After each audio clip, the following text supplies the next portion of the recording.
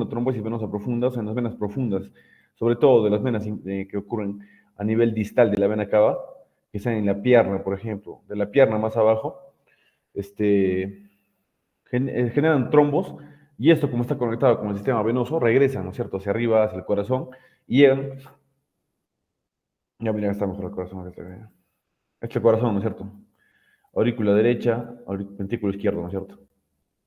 Aquí está la vena cava, la vena cava. Entonces, ¿qué pasa? Digamos, este trombo se forma en las venas del muslo, digamos. Entonces, este émbolo se puede desprender y por la vena cava llega a la aurícula derecha, ¿no es cierto?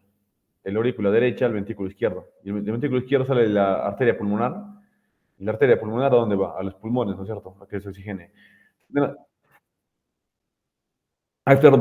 ajá, del ventrículo derecho, perdón, ventrículo derecho. Entonces, de la aurícula derecha, ventrículo derecho, llega a la arteria pulmonar, llega a la circulación pulmonar, y acá es donde se genera el trombo, ¿no es cierto? Entonces, la trombosis venosa profunda, junto con el TEP, están dentro del mismo tipo de síndromes tromboembólicos, ¿ya? Entonces, primero vamos a ver ahorita la trombosis venosa profunda, ¿ya? Entonces, ¿qué es justamente la trombosis venosa profunda? Es justamente cuando se forman trombos, donde en las venas que se encuentran,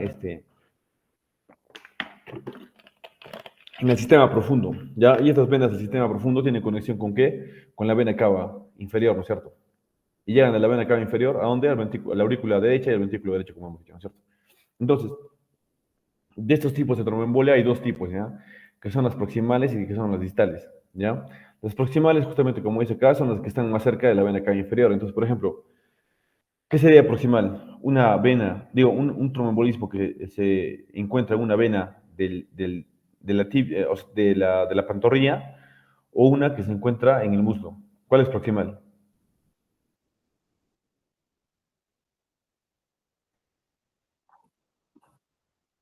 Uno, ya mira, hay dos. Una que se encuentra a nivel de las venas de la pantorrilla y otra que se encuentra a nivel de las venas del muslo.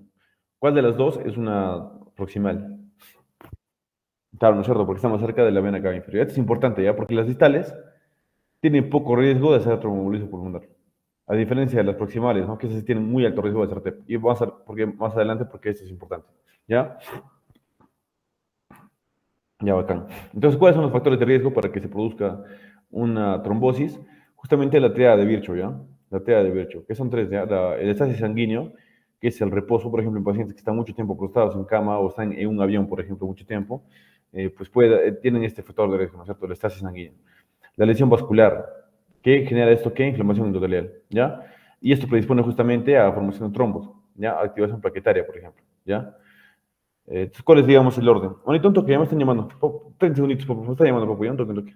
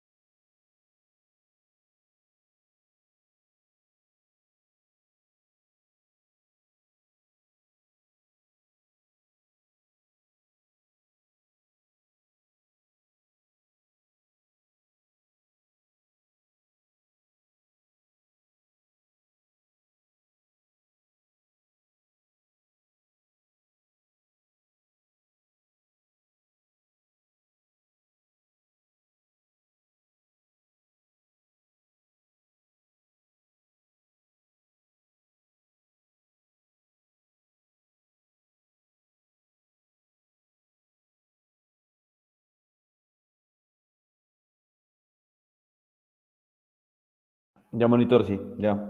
Entonces, esos factores de riesgo, ¿ya? Entonces, lo primero y más importante es que hay una activación plaquetaria, ¿ya? De ahí la activación plaquetaria, como dice acá, la liberación de partículas reclutadoras de leucocitos, liberación de material nuclear. Y esto genera, obviamente, y al final, ¿verdad? Esto no importa mucho, mano. Y al final, Todo esto, ¿qué desencadena? Si hay lesión vascular, se genera la cascada de coagulación. Y obviamente esto que genera, pues trombos, ¿no es cierto? Ya, básicamente es lo más importante, eso no está. Y ese sería el segundo factor de riesgo. Y el factor de riesgo tercero, también que es bastante importante, es que hay alteración o fenómenos que generan hipercoagulabilidad, ¿ya? Por ejemplo, que haya déficit de la proteína C y la proteína S. La proteína C y S, son proteínas que están relacionadas eh, con la o son antitrombóticas, o sea, que disuelven coágulos. Y si obviamente si hay un déficit de estas, ¿qué cosa hay? Mayor probabilidad de trombos, ¿no es cierto? Mutación del gen antitrombina 3, que es lo mismo, porque la antitrombina es una proteína que es antitrombos también, como dice su nombre, ¿ya? En el caso del síndrome antifosfolipídico también, que es un síndrome autoinmune en el cual hay una alta probabilidad de formar trombos, y también el factor, cuando hay alteraciones en el factor 5 de Leiden, ¿ya? Y esto genera una resistencia a la proteína C, que hemos dicho que la proteína C, ¿qué cosa es? Un antitrombótico, ¿no es cierto? Y obviamente si también hay resistencia a esa proteína C, también hay probabilidad incrementada de esa tromba, ¿no es cierto? ¿Ya? Entonces, ya pues, más que recuérdate los detalles, recuérdate los tres nada más. ¿Cuáles son? Fenómenos de hipercoagulabilidad, coagulabilidad, estasis sanguíneo y lesión vascular, ¿ya? Lesión endotelial, mejor dicho, ¿ya? Ok. Y entonces, ¿qué repercusiones agudas puede tener la trombosis venosa profunda? Obviamente, la más importante de todas, si es proximal, es que hay una embolia pulmonar, ¿no es cierto? Que el trombo vaya del muslo hacia qué? Hacia la aurícula derecha, hacia el ventrículo derecho y a la circulación pulmonar, ¿no es cierto? Y en este caso, pues, se va hacia la circulación pulmonar, genera un tromboembolismo pulmonar que puede ser mortal, ya sabemos, ¿no es cierto? Y la segunda que puede generar es la embolia paradójica, ¿ya? Pero para que haya una embolia paradójica tiene que haber un conducto entre la aurícula derecha y la aurícula izquierda, que generalmente es un foramen oval, permeable o una comunicación interauricular. ¿Cómo es esto? Aquí está el corazón, ¿no es cierto? Aurícula derecha, aurícula izquierda, ventrículo derecho, ventrículo izquierdo. Si acá hay una comunicación entre ambas aurículas, digamos aquí está la vena cava inferior, ¿no es cierto? Entonces acá llega el tromboembolismo. El émbolo está llegando desde la vena, desde una vena proximal. Entonces viaja por la vena cava inferior, llega a la aurícula derecha, y lo que normalmente iría hacia el ventrículo derecho, como acá hay una comunicación entre la aurícula derecha y la aurícula izquierda, por esta comunicación interauricular o este foramen oval permeable, este émbolo pasa a este lado, ¿no es cierto? Pasa a la aurícula izquierda. Y la aurícula izquierda pasa ya también al ventrículo izquierdo. Y de ahí pasa ya toda la circulación mayor. Entonces, justamente eso se llama una embolia paradójica, ¿ya? Una embolia paradójica, que por una comunicación interauricular o por un foramen oval permeable, este trombo pasa de la aurícula derecha a la aurícula izquierda, ¿ya? Y va justamente a la circulación sistémica y puede generar embolismos en las arterias, ¿no es cierto? En las arterias, ¿ya? Generalmente genera DCBs, ¿ya? ¿Me escuchas? Ya, y las crónicas pues, son más fáciles, ¿ya? La primera es que se generen microembolismos pulmonares, lo cual no genera, digamos, una mortalidad muy alta, pero sí puede generar alteraciones en la circulación pulmonar y sobre todo constricción, ¿ya? Constricción, vasoconstricción y fibrosis de las arterias pulmonares, por lo cual, ¿qué cosa genera? Hipertensión pulmonar. Y la hipertensión pulmonar que genera un cor pulmonar, ¿no es cierto? Que es una patología cardíaca secundaria a una alteración pulmonar, que en este caso es la hipertensión pulmonar, ¿ya? Entonces, a nivel crónico, ¿ya? También puede generar síndrome postlevítico, que simplemente es o genera insuficiencia en las válvulas venosas, lo cual genera estasis, ¿no es cierto? Estasis, acumulación de sangre y varices, ¿ya? Básicamente son varices, justamente, ¿ya? Acá. Ahora, ¿cuáles son los factores de riesgo que predisponen a esta T, ya? Al tromboembolismo venoso. Sobre todo, acuérdate de los factores de riesgo fuerte. ¿Por qué están relacionados con qué cosa? Con la escala de Wells, ¿no es cierto? Porque una fractura de extremidad inferior, porque genera lesión endotelial, hospitalización, sobre todo porque estos pacientes están postrados mucho, reemplazo de cadera, traumatismos importantes, infartos de miocardio, tromboembolia venosa previa, lesión del médula espinal, etcétera, ¿ya?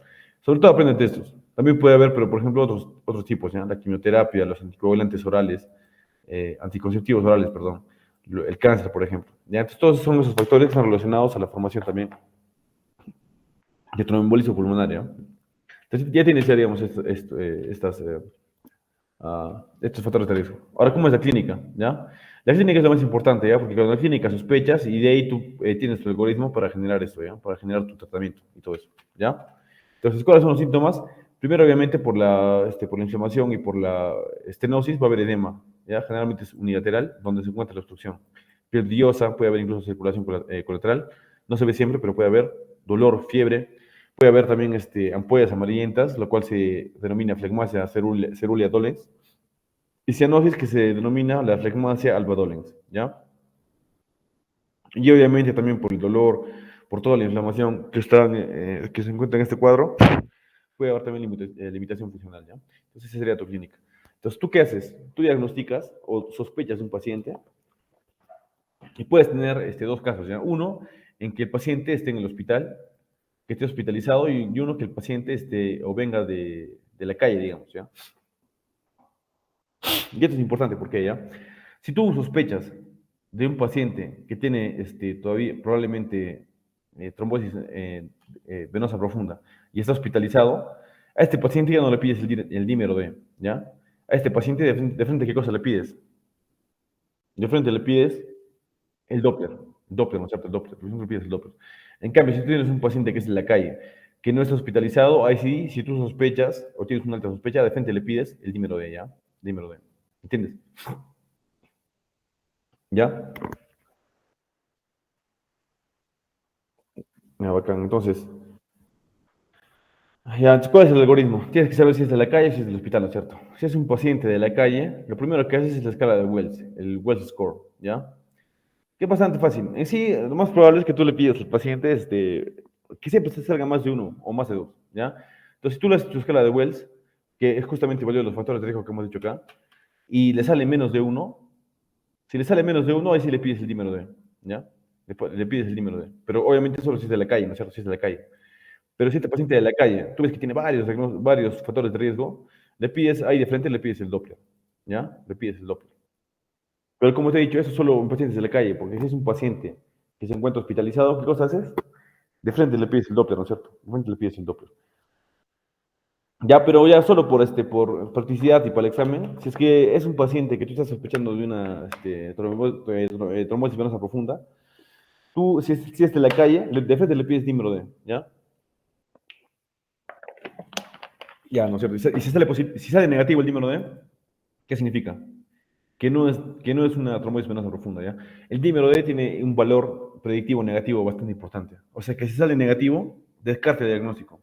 Pero si sale positivo, simplemente te dice que podría ser el diagnóstico, pero no te lo confirma, ¿ya? Entonces lo más importante del dímero D es que tiene un valor predictivo negativo, ¿ya? Entonces le pides su dímero D, si sale negativo, descartas la enfermedad, ¿cierto? Si sale positivo, ahí vas de frente al gold standard, que en este caso es el Doppler, ¿no es cierto? El Doppler, ¿ya? ¿Me entiendes? ¿Has entendido, mano? ¿Ya? Bacán. Entonces, el Doppler es el diagnóstico de imagen de lesión, ¿ya? El Doppler. Bacán. Entonces, ya de pronto, viene un paciente que ha estado 10 horas en el avión y tiene edema en el muslo derecho. ¿Qué le pides? No dímelo de, pero le pides, ¿ya? O sea, sí, sí, sí, sí, le pides dímelo de, porque ¿cómo es de la calle? Ahí sí, no, no, deberías pedir Doppler, ¿no es cierto? Porque ya tiene, digamos, su vuelo es alto, ¿ya? Pero ya, digamos, ya, tú simplemente, ¿cómo se llama? Ya le pides dímero D nomás, para motivos de examen, ya porque sale de la calle. Si el dímero D te sale positivo, ya bacán doble, ¿no? Es chévere, ya. Ahora bien, tienes un paciente que le han operado de la cadera y el día siguiente se queja de dolor en la pierna y además la pierna está hinchada y cianótica. Le pides dímero D, ¿qué cosa haces? Doble, ¿no es cierto? Claro, doble, ¿no es cierto? Acá. Ya bacán, bacán. Ese no es cierto, ¿ya? Ese no es cierto. Ahora, respecto al tratamiento, ¿ya? Entonces, ya, una vez tú ya confirmas con tu Doppler que efectivamente tiene una trombosis venosa profunda. Ya confirmas. Entonces, ahí tienes que ver dos cosas, si es proximal o si es distal. Ya, en el caso de que sea proximal, sí o sí lo tratas. ¿Por qué? Porque si es proximal, tiene alto riesgo de ser ¿qué? Alto riesgo de ser ¿qué cosa? Tromboembolismo pulmonar, ¿cierto? Entonces, a cualquier, este, a cualquier, a trombosis venosa profunda que sea proximal, de frente lo tratas, ¿ya? Lo tratas. Digo que puede ser con heparina, pero lo principal y lo de primera línea que se indica es los anticoagulantes orales directos, ¿ya? Acá. En el caso ya, en el caso de que sea distal, o que solo sea distal, ¿no? Porque si tú tienes dos, una proximal y una distal, obviamente lo tratas, ¿no es cierto? Porque ya tienes un proximal. Pero en el caso de que solo sea distal, ahí puedes tratarlo o no puedes tratarlo. En el caso de que, o para que lo trates, tiene que tener o muchos factores de riesgo el paciente, ¿ya? Que vamos a ver más adelante. Y si es que no tiene factores de riesgo, no lo tratas, ¿me entiendes?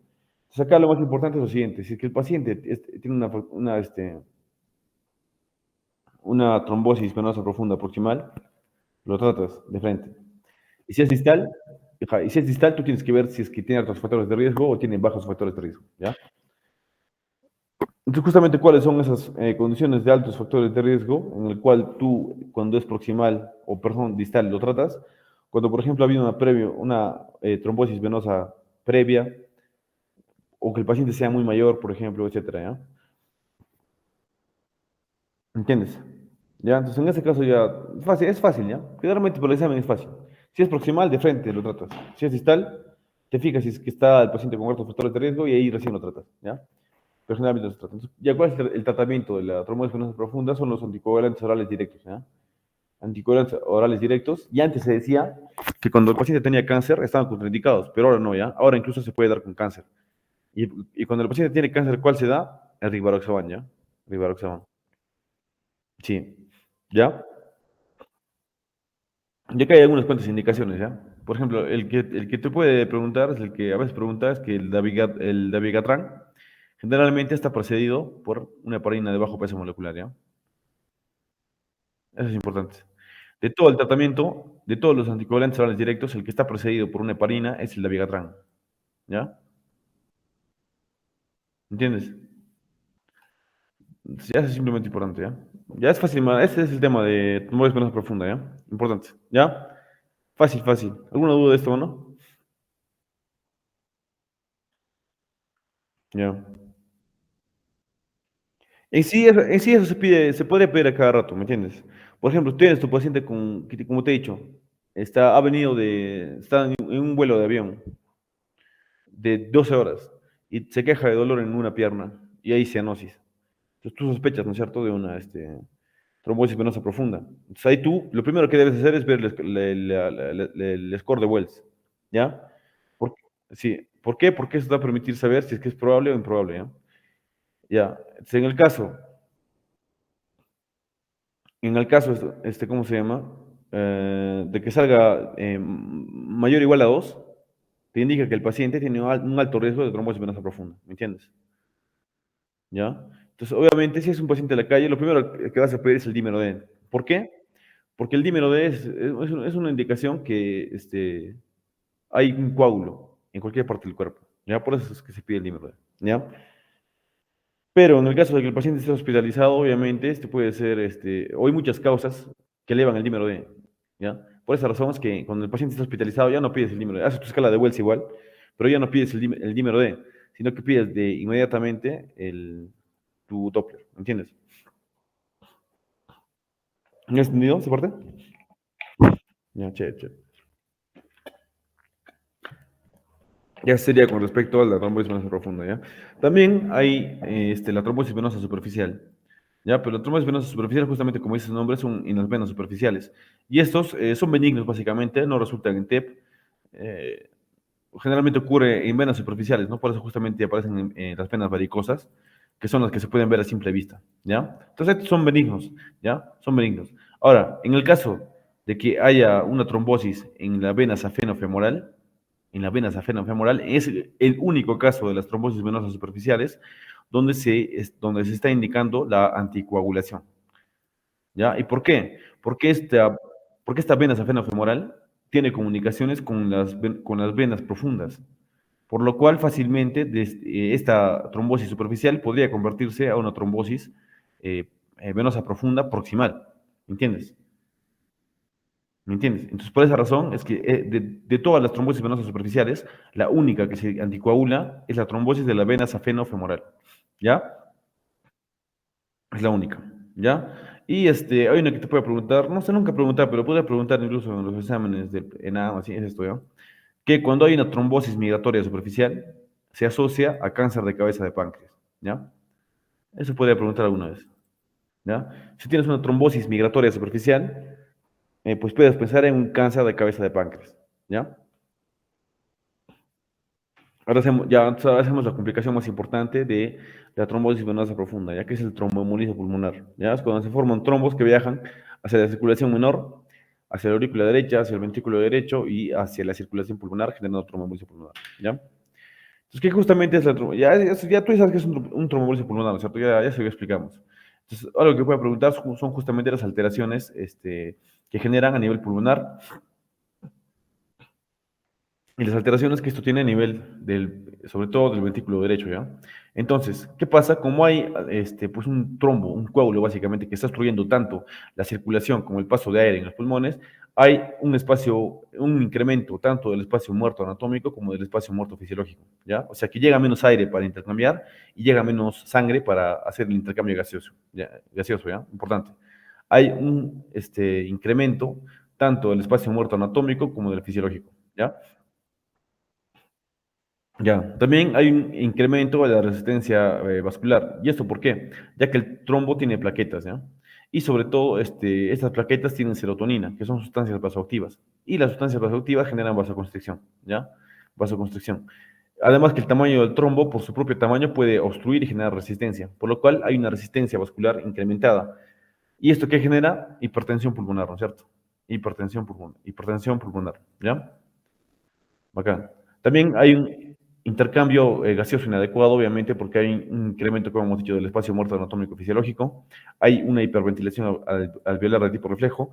También hay un incremento de la resistencia de la vía aérea. ¿Por qué? Porque esta serotonina, que también es una sustancia vasoactiva, también es una sustancia que está relacionada con con la broncoconstricción, ¿ya? Por lo cual hay un broncoespasmo y obviamente entra menos aire para el intercambio gaseoso, ¿ya? Ahora, por el propio trombo también y por la presión que este genera, hay pues hemorragia y edema de los alvéolos, por lo cual hay pérdida de surfactante y por lo cual también a su vez hay colapso de los alvéolos, por lo cual la distensibilidad pulmonar disminuye, ¿ya? Eso es lo que ocurre a nivel pulmonar, ¿ya? Lo más importante de acá de lo que ocurre a nivel pulmonar son dos cosas, ¿ya? Que hay una disminución de la ventilación, o sea, a nivel respiratorio hay una depresión. Y dos, que se genera un aumento de resistencia en los vasos pulmonares. Por lo cual, ¿hay qué cosa? Hipertensión arterial pulmonar, ¿ya? De estos el más importante, ¿cuál es? ¿Ya? La hipertensión arterial pulmonar. ¿Por qué? Porque la hipertensión arterial pulmonar tiene efectos sobre todo en el ventrículo derecho, ¿ya? Y sabemos que el ventrículo derecho, que es un ventrículo que no soporta muchas presiones, entonces inmediatamente dilata justamente la hipertensión arterial, o dilata este ventrículo derecho, ¿ya? Como te he dicho, la alteración más importante que ocurre es justamente en el ventrículo derecho, ¿ya? ¿Por qué? Porque si cae el gasto cardíaco del ventrículo derecho, cae el gasto cardíaco de todo el sistema cardiovascular, y por lo cual el paciente puede morir por shock, ¿ya? Entonces, como hemos dicho, hay una hipertensión arterial pulmonar, por lo cual esto incrementa la poscarga del ventrículo derecho, y el ventrículo derecho, como es un ventrículo bastante débil, responde ¿con qué? Con dilatación. Ya con dilatación. Esto lo que genera básicamente, ya eso es simplemente solo, lo que genera simplemente esto es justamente una insuficiencia cardíaca aguda del ventrículo derecho, ¿ya? Insuficiencia cardíaca aguda del ventrículo derecho, lo cual finalmente disminuye la contractibilidad, y si cae el gasto cardíaco del ventrículo derecho, cae el gasto cardíaco del ventrículo izquierdo, cae la presión arterial sistólica, lo cual significa shock, y por esa razón el paciente puede morir, ¿me entiendes? Entonces, ¿por qué razón en el tromboembolismo pulmonar es tan mortal? Porque genera, ¿qué cosa? Insuficiencia cardíaca aguda del ventrículo, ¿qué? Derecho, ¿no es cierto? Y el ventrículo derecho, cuando tiene insuficiencia cardíaca, pues finalmente hace que el gasto cardíaco sistémico, o sea, de todo el cuerpo, también disminuya, ¿no es cierto? Y cuando eso pasa, perdón, una consecuencia de eso es que la presión arterial disminuye a niveles de shock, que es una presión sistólica de menos de 90, ¿no es cierto? Y eso justamente es un pronóstico, un marcador de muerte, ¿ya? Entonces, justamente esa es la razón por la cual la hipertensión arterial pulmonar es bastante grave, ¿ya? Entonces, respecto a la clínica, Obviamente, el factor de riesgo más importante o el antecedente más importante es que el paciente haya tenido qué cosa antes, qué cosa, una qué, una trombosis venosa profunda, ¿no es cierto? Proximal. Y si tiene eso, y además de eso, después de la nada, el paciente tiene un dolor torácico retroesternal que se parece a un dolor incluso de infarto. Ya, pero su característica es que tiene este tipo pleural. ¿Qué quiere decir eso? Que cuando el paciente tose, cuando el paciente se mueve, le duele o incrementa el dolor. ¿Por qué? Porque obviamente como está viendo compromiso pulmonar, también hay pues compromiso de la pleura, ¿no es cierto? Además también puede tener disnea y sobre todo, ¿ya? Pero lo más importante es esto, que tiene un dolor retroesternal agudo que se asocia también a disnea, ¿ya? Y tiene características pleurales, ¿ya? Esa sería la clínica. Con, obviamente, lo más importante, el antecedente de que tenga o haya tenido previamente una trombosis venosa profunda, ¿no es cierto? ¿Ya? ¿Ya me entiendes? ¿Ya? Entonces, en este caso, pues básicamente se va a hacer lo mismo, ¿ya? Se va a hacer lo mismo. Ahí está. Tú sospechas de este paciente, entonces tú le haces inmediatamente la escala de Wells modificada por el TEP, ¿ya? Modificada por el TEP. Entonces acá tienes varias cosas, ya simplemente acá te puede hacer dos cosas. En el caso de que sea improbable o probable, ¿ya? En el caso de que sea improbable es que sea de 0 a 1. Si te sale mayor o igual a 2, es que es probable, ¿ya? Entonces acá tienes tu algoritmo. Como estos pacientes generalmente siempre van a estar hospitalizados, acá vas a hacer lo mismo, ¿ya? Entonces, si tú le haces tu escala de Wells y te sale de 0 a 1, le pides el dímero D, ¿ya? El dímero D. En este caso, si es que te sale de 2 a más, la probabilidad es alta, por lo cual le vas a pedir de frente tu angiotomografía, ¿ya? En este caso, el diagnóstico no es el Doppler, como en la trombosis venosa profunda, sino la angiotomografía computarizada, ¿ya? Entonces, en este caso, digamos ya, te sale tu escala de Wells para TEP de 0 a 1, le pides tu dímero D y te sale negativo, ya descartas el TEP, ¿ya? Pero si te sale positivo, vas a tu angiotomografía, ¿ya? Vas a tu angiotomografía. Obviamente, estos son pacientes también de la calle, ¿ah? Porque en pacientes del hospital, si es altamente probable, de frente también le pides la angiotomografía, ¿ya? Este es igualito que el otro, ¿ya? Si es de la calle, haces tu algoritmo con el dímero D. En el caso de que sea de acá del hospital, o que esté hospitalizado, de frente le pides la angiotomografía, ¿ya? La angiotomografía. Entonces, igual, es lo mismo prácticamente, te das cuenta, es básicamente lo mismo. ¿Ya? Entonces, ¿con qué confirmas? Con tu angio-TGD, ¿no es cierto? Con tu angiotomografía computarizada, ¿ya? Y de lo tratas. Ya, ahora, entonces ya tienes tu paciente, ¿no es cierto? Si está en la calle, le pides tu dímero D, si te sale positivo, le pides tu angiotomografía, lo confirmas, ¿no es cierto? Si está en el hospital, le pides tu angiotomografía, lo confirmas. Ahora, en esos pacientes, después de haber confirmado el diagnóstico, tienes que tú pedir exámenes auxiliares. ¿Para qué? Para que tú puedas estadificar al paciente y ver qué cosa vas a hacer con él, ¿ya? Entonces, entre los más importantes que tú pides son el EKG y la ecografía, ¿ya? La ecocardiografía. También se puede pedir la radiografía, pero básicamente casi no apoyan mucho, ¿ya? Porque los signos y síntomas no son tan específicos, no son tan sensibles, sobre todo, mejor dicho, ¿ya? Entonces, lo más importante que pides para estadificar un paciente son tres cosas: la ecocardiografía, el electrocardiograma y las troponinas, ¿ya? Troponinas. Ahorita vamos a ver eso, ¿ya? Entonces, ¿qué cosa puedes ver en el EKG? Ya como alteraciones, la primera en aparecer es una taquicardia sinusal. O sea, simplemente que hay un incremento de la frecuencia cardíaca, pero no hay arritmia. Simplemente es un incremento de la frecuencia cardíaca. ¿Ya? Ahora, después de eso, ¿qué aparece? En este orden, las taquiarritmias ya también. Ahí sí aparecen taquicardias, pero arrítmicas, o sea, arritmias. Sobre todo la fibrilación auricular y la taquicardia paroxística supraventricular. ¿Ya? Y como está viendo, obviamente, una sobrecarga de presión del ventrículo derecho, se evidencia esto con un bloqueo completo de la rama derecha. ¿Ya? Sí, eso puede haber. ¿Y esto qué cosa significa? ¿Cómo se traduce? En una sobrecarga del ventrículo derecho, ¿no es cierto? También puede haber también otras evidencias de sobrecarga, son una onda T negativa y un ST rectificado, ¿ya? Y obviamente, como está habiendo una dilatación del ventrículo derecho, porque está habiendo hipertensión pulmonar aguda, se genera un incremento, una hipertrofia del ventrículo derecho, y obviamente esto se traduce también en una desviación del eje eléctrico hacia la derecha, ¿ya? Ahora, esto sí es importante, te pueden preguntar, que hay dos signos típicos de TEP en el electrocardiograma, ¿ya? Y estos sobre todo son en D1, en la derivación D1, una S profunda, y en la derivación D3, una onda Q y una onda T negativas, ¿ya? ¿Entiendes? Ya, estos de acá, estos que te he dicho ahorita, son signos pues, específicos, altamente sugestivos de TEP, ¿ya? En D1 una S profunda y en D3 una onda Q y una onda TEP negativa, ¿ya? Ya importante. Ahora, también vas a pedir qué cosas, troponinas, ¿ya?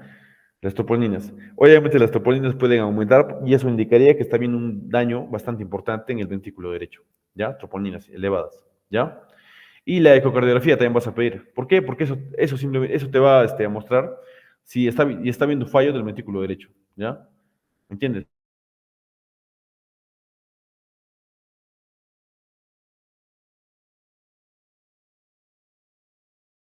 En la ecocardiografía hay un signo que se llama el signo de McConnell, ¿ya? El signo de McConnell, como dice acá, ya que es la punta se ve la punta del ventrículo derecho dinámica, mientras que su pared lateral no se mueve, ¿ya? Eso te indicaría también un TEP, ¿me entiendes? ¿Ya? Ahora, que también puedes pedir algo que no es tan importante, pero que te pueden preguntar, síntomas, es la radiografía, ¿ya? Radiografía de tórax. Generalmente se ve normal, ¿ya? Así que la mayor parte de veces en un TEP la radiografía se ve normal, pero pueden haber algunos síntomas, ¿ya? Por ejemplo, se puede ver el signo de la joroba de Hampton, el signo de la pala, el signo de Westermarck, ¿ya? O derrames pleurales tapicados. Eso simplemente solo tenlo en cuenta nomás, ¿ya? Por si acaso te pregunta el signo de la joroba de Hampton, es una opacidad encima del diafragma del emitórax afectado, ¿ya? Signo de la pala, signo de Westermarck. Son signos radiográficos que casi nunca se ven, ¿ya? Entonces, ya para resumir, tú diagnosticas ya con tu angiotomografía computarizada tu, tu shock, ¿no es cierto? Digo, tu TEP, ¿no es cierto? Y aparte de eso, para estadificar, pides tres cosas. Tu electrocardiograma, pides tus troponinas y pides tu ecocardiograma, ¿no es cierto? Esos tres, ¿ya? Y tu radiografía más puedes pedir, ¿cierto? Ya, pero esos tres sobre todo, ¿ya? Porque está relacionado con el tratamiento. Entonces, ¿cuál es el algoritmo acá? ¿Ya? El tratamiento en sí, hay dos tipos, ¿ya? Un tratamiento que solo se hace con anticoagulantes orales o heparinas y un tratamiento que se hace con trombolisis, o sea, con alteplase, ¿ya? Entonces, ¿cómo vas a ver cuál es el algoritmo? Entonces, ya tú sospechas, ¿no es cierto? Tu TEP. Lo diagnosticas con este algoritmo de acá, ¿no es cierto? Y tú tienes que ver dos cosas. El paciente está con shock o hipotensión, o sea, está hemodinámicamente inestable. Entonces, en ese caso, si es que está inestable, o que es básicamente lo mismo que tenga shock, o básicamente lo mismo que tenga una presión con hipotensión, o sea, una presión arterial menor a 90, si está así, el paciente está grave, está a punto de morir, tiene un riesgo alto. Entonces, en ese caso, ¿qué haces? Trombolisis. Tu anteplaza le metes, trombolisis, incluso hasta puede llegar a revascularización. Pero tienes que hacer inmediatamente un tratamiento intensivo, un tratamiento fuerte, ¿ya? Ahora, en el caso de que no, de que el paciente esté tranquilo, acá vas a hacer dos cosas, ¿ya? Acá te he dicho que tienes que pedir siempre tu EKG y tu toponinas y tu ecografía, ¿no es cierto? Entonces, en este paciente que no esté hipotenso, tú no te quedas tranquilo. Tú le pides qué cosa? Le pides tu EKG, le pides troponinas y le pides tu ecocardiograma, ¿ya? Si este paciente que está sin hipotensión, sin estar en shock y no está hemodinámicamente inestable, pero tiene su EKG alterado y además de eso tiene una elevación de troponinas, a este paciente también lo vas a trombolizar. También. ¿Por qué? ¿Por qué esto te está indicando? A pesar de que en el momento todavía no hay falla cardíaca derecha importante, por lo cual no hay inestabilidad hemodinámica, este EKG alterado más estas troponinas elevadas te están indicando que este paciente tiene alto riesgo de justamente de hacer inestabilidad hemodinámica y morir, ¿ya? Por eso en estos pacientes también le das trombolisis, ¿ya? Otro, si tú el EKG está normal, pero tú en el ecocardiograma ves que hay falla derecha y también hay troponinas incrementadas, también le das su trombolisis, ¿ya? ¿Ya? Pero si tú tienes tu paciente que está hemodinámicamente estable, o sea, está bien, su EKG está normal, tiene troponinas normales, su eco está normal, a ese paciente simplemente, ¿qué cosa le vas a dar? Anticoagulantes orales, ¿ya? Anticoagulantes orales o heparinas de bajo peso molecular, ¿ya? En general, los que están aprobados para esto son de primera línea, los anticoagulantes orales directos, enoxaparina, no, perdón, las heparinas, perdón, las heparinas, la enoxaparina, etcétera, ¿ya? Entonces, a ese paciente le vas a anticoagular con heparinas, ¿ya? ¿Entiendes? O sea, yo tuve un paciente, digamos, el paciente que estaba hospitalizado y hace una semana tuvo tromboembolismo venoso profundo, perdón, trombosis venosa profunda. Al día de hoy, hace 10 minutos, presenta dolor súbito torácico con disnea y que empeora al toser, ¿ya? Al paciente se le pide una angiotomografía y se le encuentra o se le confirma un tromboembolismo pulmonar, ¿ya? Tromboembolismo pulmonar, bacán. Este paciente se le toma su presión arterial y está 80/60. Tratamiento, ¿cuál es? No es cierto, ya bacán. Chévere, chévere. Entonces, este paciente, el mismo paciente, pero en este caso ahora su presión está 110/90, ¿ya? 110/90. Se le toma un EKG y se ve una onda S profunda en D1 y además se evidencia un incremento de troponinas. ¿Qué tratamiento le das? Trombolis, ¿no es cierto? Ahora, a este paciente se le hace una ecocardiografía también y se ve que hay falla del ventrículo derecho, el signo de McConnell. Se ve el ápice del ventrículo derecho hiperdinámico mientras la pared se ve inmóvil. Y las troponinas están elevadas, tratamiento.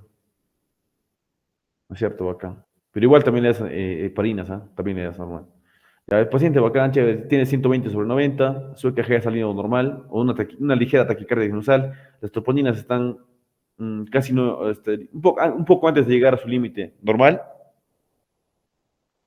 Y la ecocardiografía también está normal. Tratamiento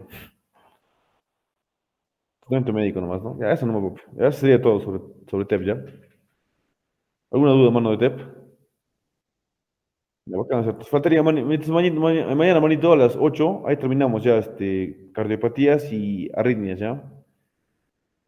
Sí, 8 de noche, sí, 8 de la noche. O 7, o más temprano quieres. Ya 7, ¿ya? Es que tengo clase, tengo un expo todavía a las 2 de la tarde, creo. No sé si va a llegar, ¿ya? Hasta las 7, ¿ya? A las 7 hacemos cardiopatías congénitas y hasta las 10 acabamos ya, pues, arri- arritmias, lo que te está faltando más.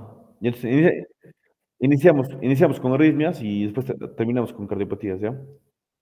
Ya, manito, chévere, chévere, chévere. Repasa bien duro, mano, ¿ya? Pero ya repasa todos los temas, ¿ya?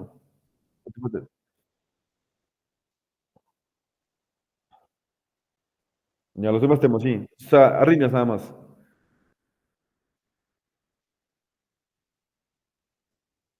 Ya, pero está fácil hacer trombolismo, no está muy tranquilo. ¿Has visto?